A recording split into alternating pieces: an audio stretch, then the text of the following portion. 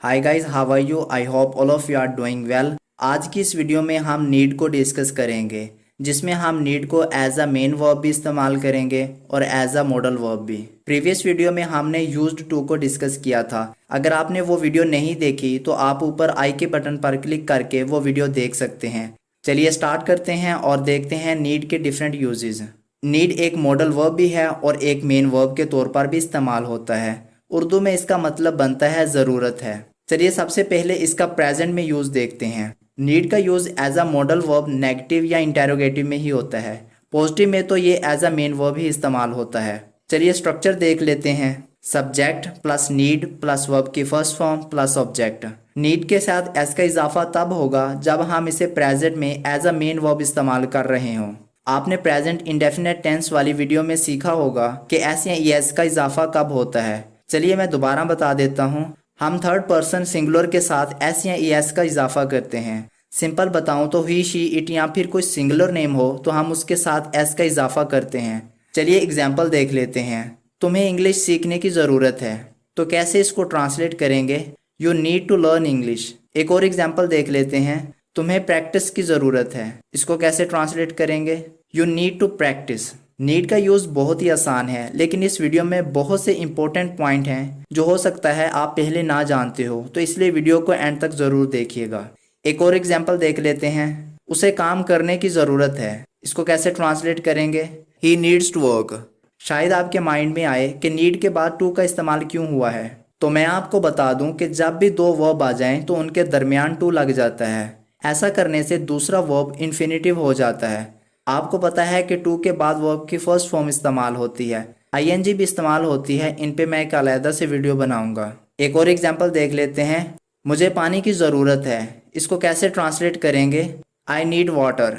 देखिए यहाँ पर टू का यूज़ नहीं हुआ क्योंकि आगे कोई वर्ब नहीं है। अगर होता कि मुझे पानी पीने की ज़रूरत है तो यहाँ पर टू का इस्तेमाल होना था, क्योंकि यहाँ पर एक्शन है तो सेंटेंस बनना था I need to drink water. यहाँ तक क्लियर है? चलिए अब हम नेगेटिव और इंटेरोगेटिव सेंटेंसेस देखते हैं। नेगेटिव बनाने के लिए इसका फॉर्मूला होगा सब्जेक्ट। अगर आप नीड को as a main verb use करेंगे तो फिर डू नॉट या डज नॉट आएगा, और अगर एज अ मॉडल वर्ब इस्तेमाल करेंगे तो नीड नॉट आएगा, और उसके बाद वर्ब की फर्स्ट फॉर्म और लास्ट में ऑब्जेक्ट। चलिए एग्जाम्पल देख लेते हैं। आपको उससे बात करने की ज़रूरत नहीं है। अगर हम नीड को एज अ मेन वर्ब इस्तेमाल करें तो सेंटेंस बनेगा you do not need to talk to him. अगर डू नॉट को कॉन्ट्रैक्शन फॉर्म में लिखें तो बनेगा डोंट। अगर हम एज अ मॉडल वर्ब देखें तो सेंटेंस बनेगा you needn't talk to him. Needn't need not का कॉन्ट्रैक्शन है। एक और एग्जाम्पल देख लेते हैं। आपको शर्ट पहनने की ज़रूरत नहीं है, तो कैसे इसको ट्रांसलेट करेंगे? You don't need to wear a shirt. अगर हम इसको एज अ मॉडल वर्ब देखें तो you needn't wear a shirt.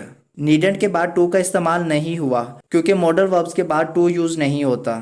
आप कैन के बाद टू नहीं लिखते। अगर आपको कहना हो कि मैं दौड़ सकता हूँ तो क्या आप ऐसे कहते हैं आई कैन टू रन या आई शुड टू रन? आप ऐसे कहेंगे आई शुड रन। दो ऐसे भी मॉडल वर्ब्स हैं जिनके बाद टू आता है, वो हैं यूज्ड टू और ought टू। अगर आपने यूज्ड टू और ought टू वाली वीडियो नहीं देखी तो आप ऊपर आई के बटन पर क्लिक करके वो भी देख सकते हैं। चलिए अब हम इंटेरोगेटिव भी देख लेते हैं। इंटेरोगेटिव के लिए हम हेल्पिंग वर्ब या मॉडल वर्ब को शुरू में ले आएंगे। पहले इसका स्ट्रक्चर देख लेते हैं। अगर मेन वर्ब के लिए इस्तेमाल कर रहे हैं तो डू या डज, और अगर एज अ मॉडल वर्ब देख रहे हैं तो फिर need plus subject plus verb की फर्स्ट फॉर्म प्लस ऑब्जेक्ट। चलिए अब इसकी एग्जाम्पल देख लेते हैं। अगर सेंटेंस हो क्या आपको उससे बात करने की ज़रूरत है? अगर हम नीड को एज अ मेन वर्ब देखें तो हम डू या डज का इस्तेमाल करेंगे, तो सेंटेंस क्या बनेगा? Do you need to talk to him. अगर हम एज अ मॉडल वर्ब देखें तो क्या बनेगा sentence? Need you talk to him. एक और एग्जाम्पल देख लेते हैं। क्या उसे खाना खाने की ज़रूरत है? कैसे इसको ट्रांसलेट करेंगे? Does he need to eat food. अगर हम एज अ मॉडल वर्ब देखें तो नीड ही ईट फूड। यहाँ तक क्लियर है? चलिए अब हम देखते हैं कि पास्ट के लिए नीड कैसे यूज़ होगा। पास्ट के लिए हम नीड की सेकंड फॉर्म यूज़ करेंगे जो कि है नीडिड, लेकिन ये सिंपल सेंटेंसेस के लिए है जब हम नीडिड को एज अ मेन वर्ब इस्तेमाल कर रहे हों। चलिए एग्जाम्पल देख लेते हैं। उसे पैसे बचाने की ज़रूरत थी, तो इसको कैसे ट्रांसलेट करेंगे? He needed to save money. अगर हम नेगेटिव में बनाएं तो कैसे बनेगा? नेगेटिव बनाने के लिए सब्जेक्ट के बाद डिड नॉट लगा देंगे। पहले इसका फॉर्मूला देख लेते हैं। Subject plus did not plus need plus verb की फर्स्ट फॉर्म प्लस ऑब्जेक्ट। जब डिड लगेगा तो फिर नीडेड नहीं आएगा बल्कि नीड आएगा। चलिए एग्जाम्पल देख लेते हैं। तुम्हें वहां जाने की जरूरत नहीं थी, इसको कैसे ट्रांसलेट करेंगे? You did not need to go there. अगर डिड नॉट को इकट्ठा करके लिखें तो बन जाएगा डिडंट। यहाँ तक क्लियर है? अब हम देखते हैं नीड का यूज हैव के साथ।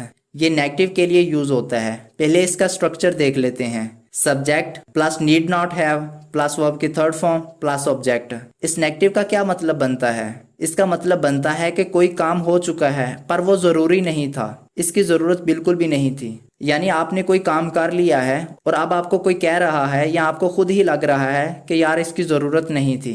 एग्जाम्पल देख लेते हैं। आपको खाना पकाने की जरूरत नहीं थी, इसको कैसे ट्रांसलेट करेंगे? You needed have cooked food. एक और एग्जाम्पल देख लेते हैं।